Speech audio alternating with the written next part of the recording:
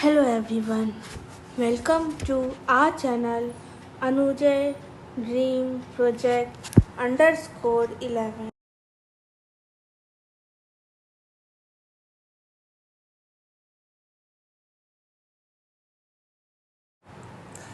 This project is project 3. This project is for 11th student of the subject Business Studies. The topic is Hindrances of Commerce.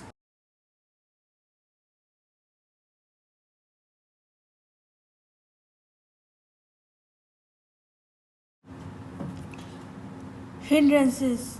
Hindrances means person or thing that makes it difficult for you to do something. Let's understand the term hindrances. Hindrances means obstacles. In general Indian language, it is rukawte. Secondly, commerce means the process of buying and selling of goods and services where goods are tangible and services are intangible.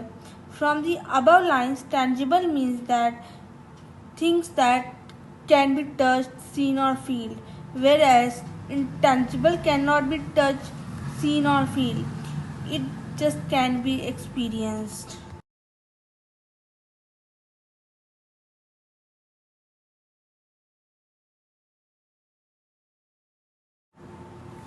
लेकिन सोचने वाली बात यह है कि commerce में ही obstacles क्यों आते हैं, बिजनेस एक्टिविटीज़ में क्यों नहीं आते हैं।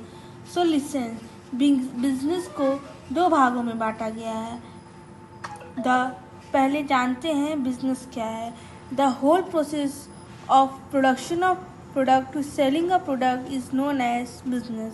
बिजनेस को दो भागों में बांटा गया है, इंडस्ट्री और commerce.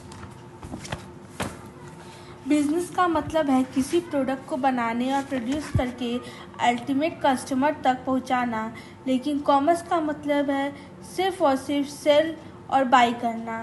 If we remove the buying and selling factor from the business it becomes industry, और if we remove the production factor from base production to final production from business it becomes commerce. So business is equal to industry plus commerce. अगर हम business की बात करें तो business में भी रुकावटें आती हैं, but business is divided in two parts, that's why the obstacles have also been divided in two part. दो इस वीडियो में हम केवल हिंड्रेंसेस ऑफ कॉमर्स के बारे में पढ़ेंगे and also hindrances of industries भी होते हैं, जिनके बारे में मैं आपको नेक्स्ट वीडियो में बताऊंगी। कॉमर्स के ऑब्स्टिकल्स को कंप्लीट करने के लिए ऑक्सिलरी ऑफ ट्रेड को ऐड किया गया है, तो भी those industries can be overcome, जहाँ ऑक्सिलरी का मतलब होता है सप्लीमेंट्री, संपूर्ण करना।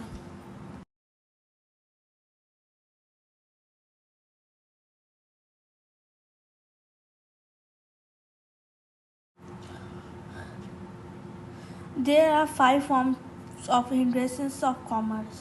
Obstacles of commerce have been classified in 5 forms. The first is place. Place की ऑब्स्टिकल को दूर करने के लिए ट्रांसपोर्टेशन बनाया गया है।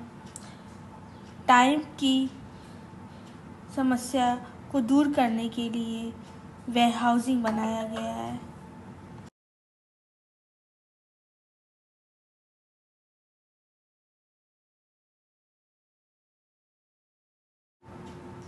रिस्क की समस्या को दूर करने के लिए इंश्योरेंस बनाया गया।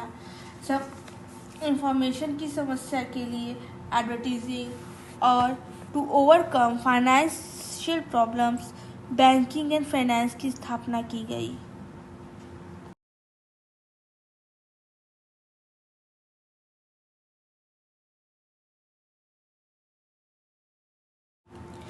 So guys, let us begin our topics. The first one is hindrances of place, which has been overcome through transportation. The production of goods generally takes place in particular location. The obstacles of place is removed through roads, rails and coastal shipping. इसका मतलब है if the product is ready to reach the ultimate consumer. But then how we will distribute the product to reach the customer? To supplement this, transportation has come out to our help.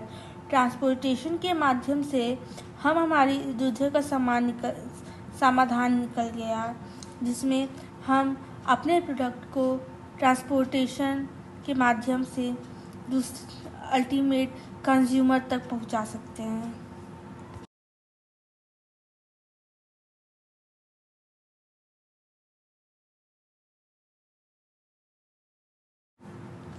For example, tea mainly produced in Assam, cotton in Gujarat are made to reach different regions of country.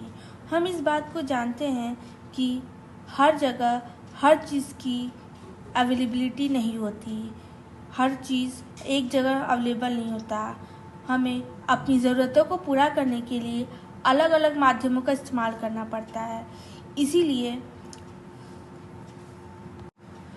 हम transportation से अपनी हर अलग अलग ज़रूरतों को पूरा कर सकते हैं।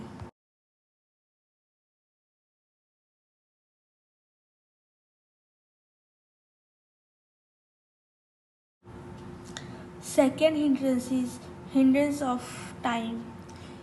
Usually goods are not sold or consumed immediately after the production.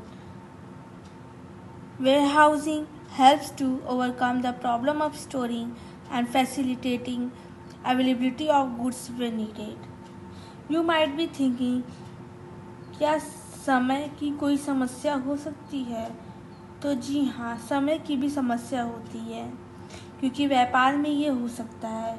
वो इस तरह से है कि there are different kinds of product, but some products are non durable also. It means to say that कि कुछ प्रोडक्ट्स होते हैं जो जल्दी ख़राब हो जाते हैं, जिनकी ड्यूरेबिलिटी ज़्यादा नहीं होती, लेकिन हम हर वक्त एक सामान को हमेशा कस्टमर तक पहुंचा सकते हैं, लेकिन वो ख़राब हो जाता है। इसीलिए इस समस्या को दूर करने के लिए वेयरहाउसिंग की निर्माण हुई। इस समस्या के हल हेतु वेयरहाउसिंग ने हमारी हिंड्रेंस ऑफ टाइम को पूरा किया।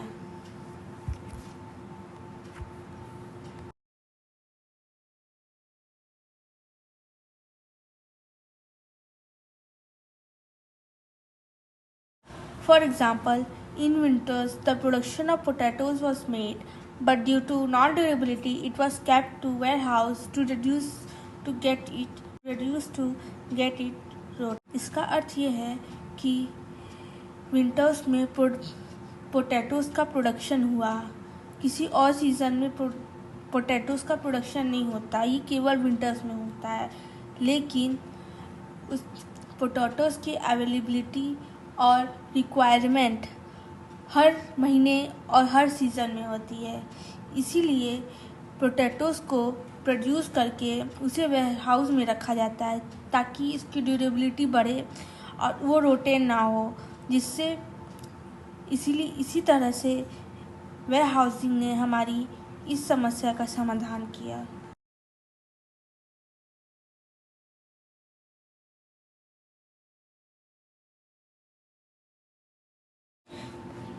तीसरा हिंड्रेंस ऑफ फाइनेंस था, जिसको ओवरकम किया गया बैंकिंग एंड फाइनेंस से। Business activities can not be undertaking unless funds are available for acquiring assets, purchases and other expenses. इसका अर्थ है कि हर बिजनेस में फाइनेंस की समस्या आती है। इस समस्या को दो तरीक़ों से हल किया जा सकता है। पहला, या तो इस फाइनेंस की समस्या को बिजनेसमैन अपनी जेब से पूरा करे या किसी और माध्यम से। इस अलग माध्यम का अर्थ है बैंकिंग या financial institutions, because not every businessman doesn't have enough to start or expand in business. For this obstacle, banking and financial institution came out for our help, and through this we can overcome these obstacles. Thus, banking and finance has help the business in.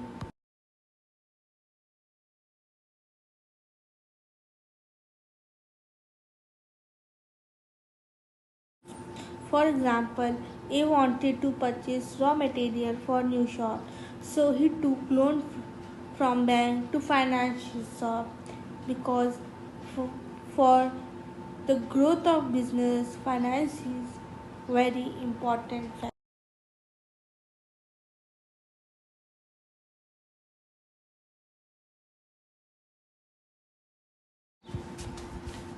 The fourth one is risk.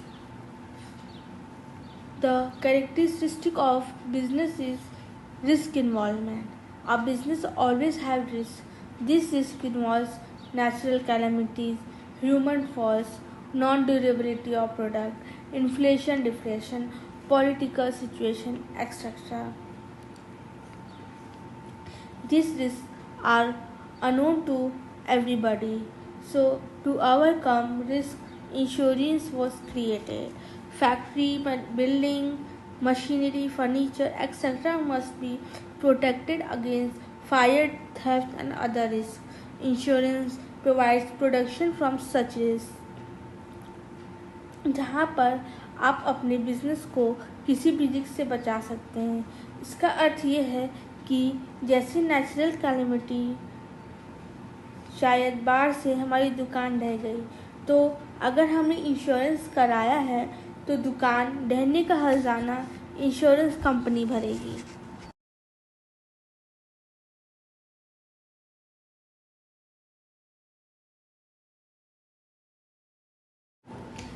Explaining it as an example, suppose X cloth factory was damaged in a fire accident, but insurance helped him to overcome this loss.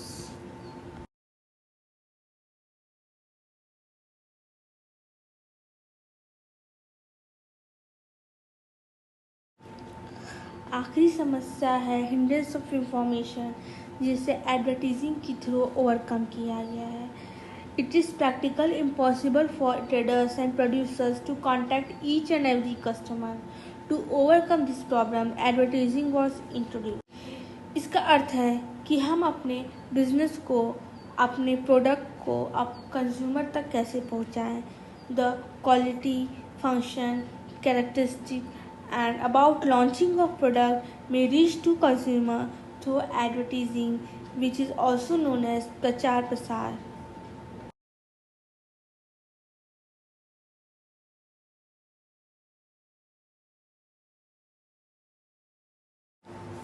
For example, X opened a toy shop in local area, but no one knew about it, so he advertised his shop.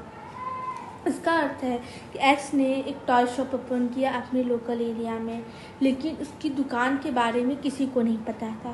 किसी को नहीं पता था कि toy की एक shop उस local area में खुली हुई है, जिससे कस्टमर्स नहीं आते थे X की शॉप पे।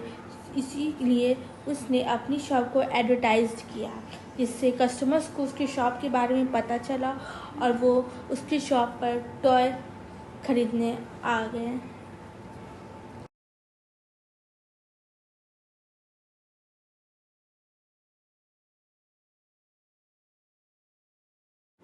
So guys, like, comment, share, subscribe our channel Anujay Dream Project. Stay connected for our next video.